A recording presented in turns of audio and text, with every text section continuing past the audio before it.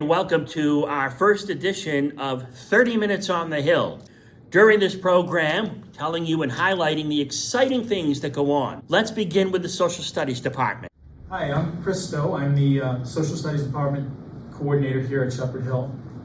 And I'm here to talk today about the civics project that we employed this year with all of our junior students.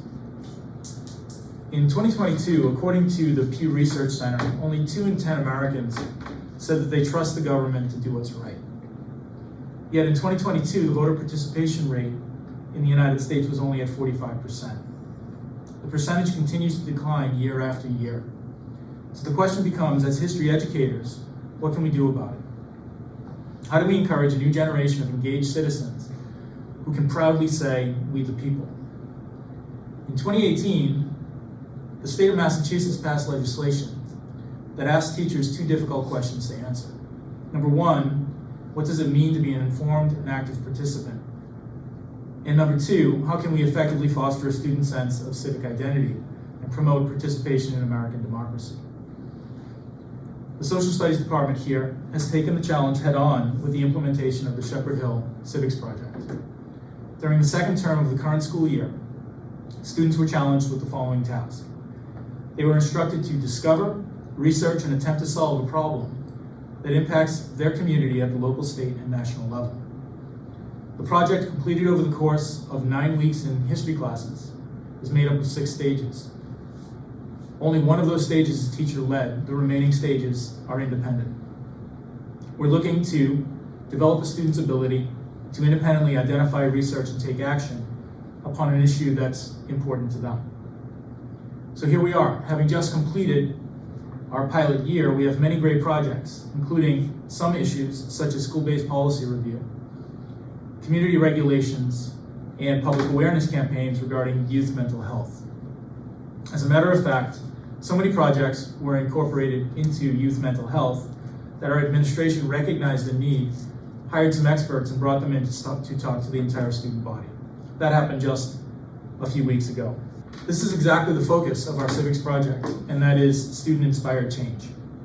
Moving forward, we hope to present these projects through a community showcase where parents are invited in to look at, participate, talk to, and just simply see the success of Katie Dunn. Hi, my name is Katie Dunn. I've been teaching at Shepherd Hill for 7 years now. I'm a member of the Social Studies Department and primarily teach United States History 1.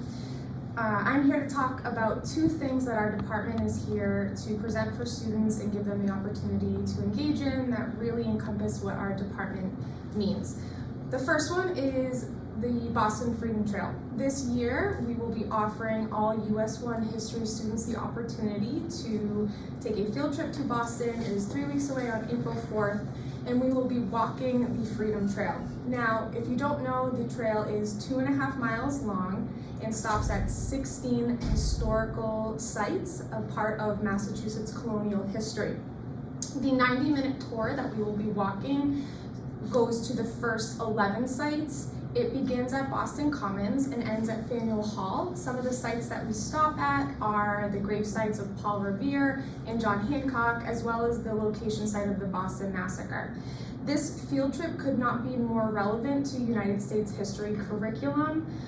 You can argue that we live in one of the most valuable states that are tied to the creation of the United States, and if we have the opportunity to present students to physically see what we learn in class, then our department wants to do so. So that's the first thing.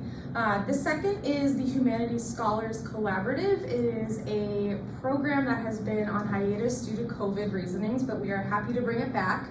It is an opportunity for juniors to get a snapshot of college experience. We travel to local Worcester colleges and give them the opportunity to experience what college life would be like. This year's theme is Just Click It, the role of social media on the American psyche. So when we go there, it is a lecture presented by one of the professors at the school. They base their lecture on the theme. We collaborate with 12 local Central Mass high schools. Students intermingle, we work in groups, and at the fourth college, our students actually produce a product that encompass what they learned from and what they took away from this. It is a highly sought after position. It is, you have to get approved by an application process. And it's really a great opportunity for students to see what college life is like, and especially if they want to stay local, they get to actually see what college is like. So, thank you. Rick Simos.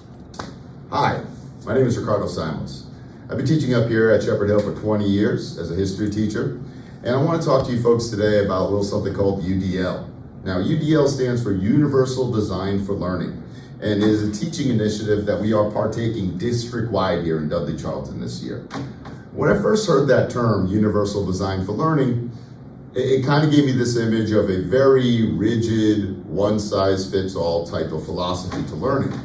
But what I've actually learned is it's not like that at all. It's the opposite of rigid. Universal Design for Learning is an approach that is actually quite fluid. There are many different features that are in there that allow us to reach all learners where they are at. So it is actually a pretty fluid thing. Two features in particular of Universal Design for Learning that just seem to mesh very, very well with the Social Studies department are choice and voice and optimizing relevance. So in my first assignment, that was a UDL lesson, I started out with a goal, and very clear goal setting is critical to this type of teaching. My goal was I wanted students to produce for me a political spectrum, but I didn't want them to produce a political spectrum that was the traditional version of the political spectrum. We introduced this concept in class when we were discussing the French Revolution, which is where we get the traditional ideas about left and right, center, moderate, etc. So I showed them a traditional spectrum, and then I gave them the option to take that and try to create something that was informationally consistent with my model, but visually and conceptually different. And this is where the choice and voice comes in of Universal Design for Learning. The students didn't have any barriers to what kind of materials they could use, how they would present their assignment. And a lot of students did choose to do a two-dimensional image on a piece of paper, but other students thought way outside of the box and created things with materials I could have never imagined. I got a spectrum that was made out of origami completely, and it was manipulatable. And I also got a spectrum that was made out of Legos. Again, two things I never saw coming. The other feature that really ties in well with what we try to do in history every single day is optimize relevance. If we can't connect our curriculum to kids' everyday lives, then it does not have meaning for them. So to emphasize meaning and optimize relevance, I added a part to this assignment that had students provide examples for each position on the political spectrum. Now, of course, these examples had to be historical to fit the curriculum.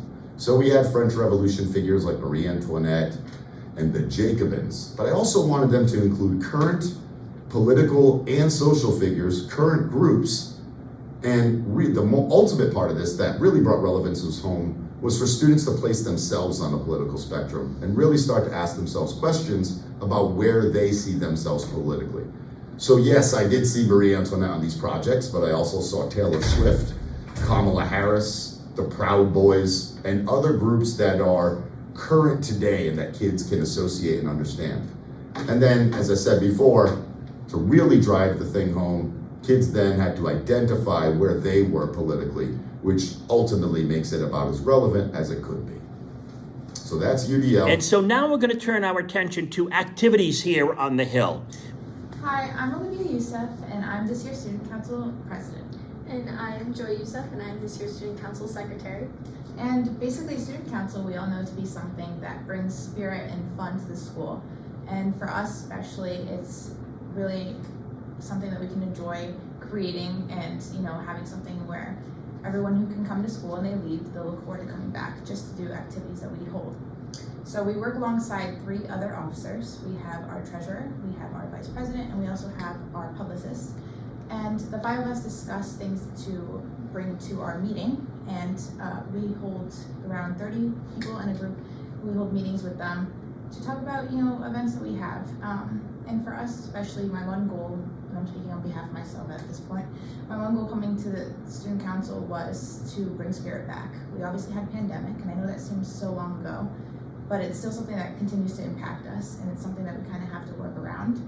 And especially with spirit, a lot of kids had to kind of become distanced. No one wanted to get involved, and events specifically were very hard to hold when no one wanted to show up. So we definitely want to bring that back. So over this year, we've had so many events, and our first event was the freshman barbecue. It was where the freshmen came together for like the first time. They got to know one another. There was food. There was so many activities, but it also happened to be the first football game of the season, and football games here are a really big deal. The theme was USA, so we had a table of accessories. We had a face painting station, and it was a huge hit. They enjoyed it. We got so much good feedback. Yeah, and then hopping on to the idea, especially this year, we have introduced the idea of providing things for spirit. So I know that is a very hard thing for a lot of kids, especially when we come up with ideas like, oh, USA Day, or we've done Tacky Tourist, and a lot of people don't have that. So we have tried to introduce, and even coming up with our new Spirit Weeks, we want to provide things so that even if they don't want to get dressed up for Spirit Weeks, you have to. We're a community here, and we're a tight-knit community, so it's something that they can, enjoy and not have to rely on themselves to, buy. Another event we held was Homecoming, and that was a huge success. It's a really cool thing to see your cafeteria that you walk through every day kind of get transformed into this really fun place to be. Everyone came in with their dresses, and we were able to block off the cafeteria and make it this room. We had a DJ, we had a photo booth, and it was just a fun night that we were even able to get people from other schools to come and enjoy. We also are in charge of coming up with the Spirit Weeks. Spirit Weeks are more often before a break, a holiday, but sometimes if a month seems a little dull, we throw one in there. We come up with the days. We've had Tacky Tourist, like she said, Hawaiian, Pajama Day, and not gonna lie, in the beginning, they were kind of rough. No one really wanted to participate, but it's gotten so much better. Our most recent one was so successful, and we even introduced an incentive.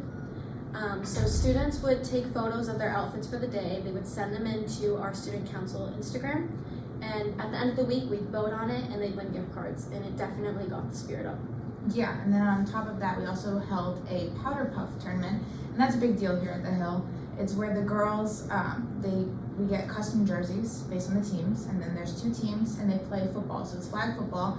And this year, funny enough, we had the football players get coached by the cheerleading team, and the cheerleaders coached them to do a little bit of a halftime performance, something like that. It was definitely something, and it was fun to watch. It was a really cool event. And then also on events like those, we'd like to take our proceeds and donate them to a certain cause. So in this particular case, we donated it to ovarian cancer. We have many more events coming up, one of which is a volleyball tournament called Powder Buff, kind of bouncing off of Powder Puff. Powder Buff is where the boys create volleyball teams. It's outdoors, they're coached by the varsity volleyball players here, and it is a huge event. It's been a hit in the past, so it's definitely exciting. Yeah, and then again with that, going back to the idea of donating our proceeds to a cause, that we would also like to donate, and we usually choose the causes based off of things that we know that are going on in the community, because again, we like to instill the fact that this is a very close community and we like it to stay that way. And they come to school and it's a little home away from home. Everyone has their friends here, and we like that, and especially with student council this year, we really made a huge push for that.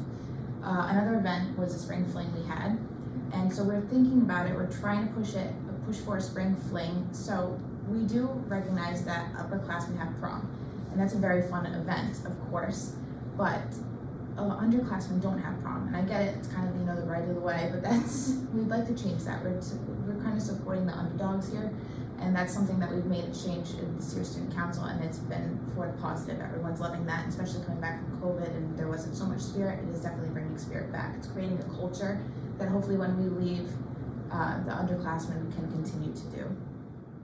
With Principal Darren Elwell. Hello, my name is Darren Elwell, and I have the privilege of serving as the principal of Shepherd Hill Regional High School. I'm joined today by Dudley Fire Chief Kokonowski and also Assistant Chief Konieczny of the Dudley Fire Department. And I'd like to spend some time today discussing an innovative pilot that we put in place this semester here at Shepherd Hill, a class on fire science, introduction to firefighting. Both the chief and the assistant chief, as well as other members of the department, and other colleagues out in the field have been providing students with this classroom instruction and hands-on learning opportunities that we're thrilled to be able to offer for the very first time. This is an innovative class that we're piloting, and we think this will ultimately benefit both students and hopefully the town of Dudley as well moving forward. So Chief, Assistant Chief, thank you for being here today. For the benefit of our viewers, could you please describe some of the topics that you've been covering so far this semester and topics that you might cover in the remainder of the semester? Before we get into the topics, I'd like to start by telling the viewers about how we came about having this program. We had met with you back during the holidays, pre-holidays. We wanted to put the program together.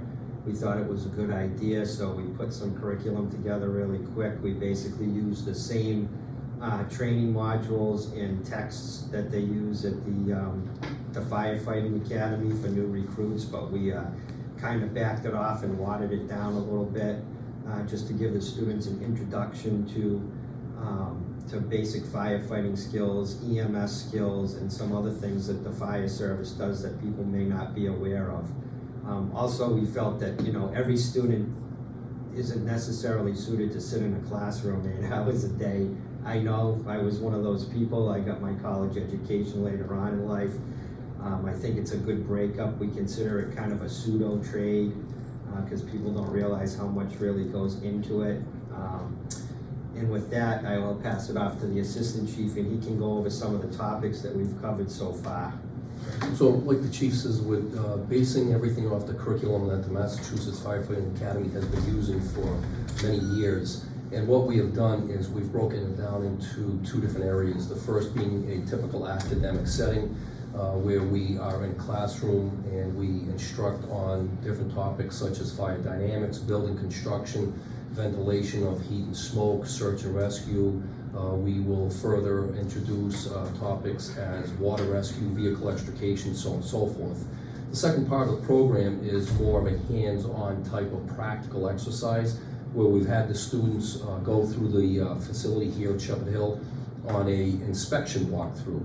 We've gone through to introduce a thermal imaging program to recognize different heat signatures and how to utilize that technology in firefighting atmospheres. We will be doing practical evolutions such as dressing a hydrant so we can address water supply into a pumper. We will be deploying hand lines such as firefighters would as if they were entering into an atmosphere that has fire, so on and so forth. The other thing too, we did an EMS module where we brought up the ambulance. We went through all the things paramedics can do, which is advanced life support. We showed them the defib. We showed them all the drugs that we can give for various problems, people having heart attacks or low blood sugar, things of that nature. We showed them what they could do there. Next week we have water and ice rescue on tap, where we're going to use the gym and we're going to throw some ropes and dress them up in the ice suits, exposure suits. We're hoping that in the springtime we can bring a truck up here and actually let them flow water and see how difficult it is to move a fire hose, because it's obviously a lot different than just pulling your garden hose off the side of the house, and it takes a lot of people and a team effort. There is some math involved, some fireground hydraulics, so they'll be exposed to that a little bit. You need to have specific pressures and know what you have for water starting. So, and also we brought the arson dog up here one day through the state police, who are stationed at our fire station, and that's very fortunate for us.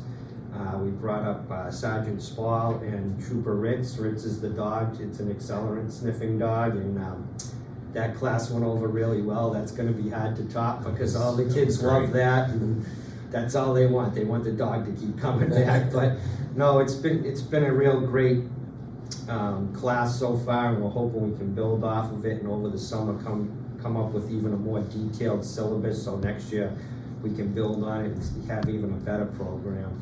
Well, ultimately, the work that we do here at Shepherd Hill is designed to make sure that students are well positioned for life beyond high school, for post-secondary educational opportunities or vocational opportunities, or the workforce. And the more we can add to our buffet of options here at the school with regard to our elective offerings in particular, the better off our students will be. And I really appreciate your willingness to take time out of your full-time jobs, your schedules, come to the Hill, provide this elective offering, because it's providing students with something unique that other schools, frankly, don't have.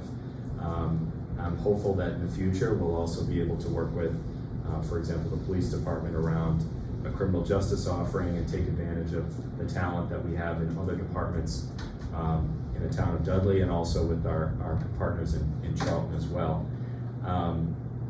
So when we think about obviously what students might be interested in, how we help students to identify their strengths, their interests, how might this be helpful to the fire department moving forward? Well, we were kind of hoping as a department that we could use this as a recruitment tool. I don't know if all the Dudley residents are aware, we have a small full-time force, and we have a fairly medium-sized on-call force, so we were kind of hoping we could use it as a recruitment tool. Maybe if we could get 2 or 3 students interested out of the class to progress their career and become firefighters or paramedics, to either work with us or work with another department, because again, that fire service is struggling to find employees just like everybody else is. And we're really hoping that it will positively promote the fire service, and we can use it as a recruitment tool, and we'll get some students to progress their career out of it in the fire service. I think, again, it will be mutually beneficial, and to state the obvious, we wouldn't have this opportunity if it wasn't for the chief, the assistant chief, with whom I've met a few times, as mentioned. And I remember the chief saying, so we'll start this in the fall, right? The fall of 2023. And I said, no, let's try January 2023. Let's take this idea and run with it now. And to their credit, they're building the plane as they're flying it in this class, and I really appreciate that. And like I said, we had kind of a short time to put it together, which is okay, but we're kind of building it as we go this year. That's why I'm hoping over the summer maybe we can build on it even more and get a better syllabus together. I think it's gone well. It's just, I'd like to be able to lay more things out and be able to do more with the students. And like I said, I think it's going really well. It's just that I want to grow the program. I would like to see it move in a positive direction and keep going. Absolutely, that's the mission. That's the goal. So finally, in addition to the chief and the assistant chief and other members of the department who've also been guest instructors, I'd also like to thank the Elks Lodge for the very generous grant, which helped to cover the cost of the textbooks that we are using in the class. So once again, gentlemen, to your department, thank you very much for this partnership. I hope it continues, and it will continue to grow and improve along the way. Well, thank you for the opportunity, first of all, and also thank you to the students who have stepped forward for this program. Some had interest in the service already, and some took it just as an elective, and it's grown interest just based upon them coming into the program, so thank you. Again, I would echo what the assistant chief said. Thanks for the opportunity, and I really think it's going to work out well. I don't know of any other program. I think we're the only school that's doing this right now, so it's great. We want to be on the cutting edge here of innovation, and this is a great program to put in place. So let me know when one of the trucks will be on campus, and maybe I could hop in and go for a spin. That would probably be a dream come true for me. Well, maybe we'll let everybody drive it around the parking lot. Okay, we'll make sure the teachers don't park out there. We'll clear enough vehicles to make sure that it's doable. So again, thank you, and until next time, thank you for watching. Thanks so much for joining us for our debut show of 30 Minutes on the Hill. We'll see you next time.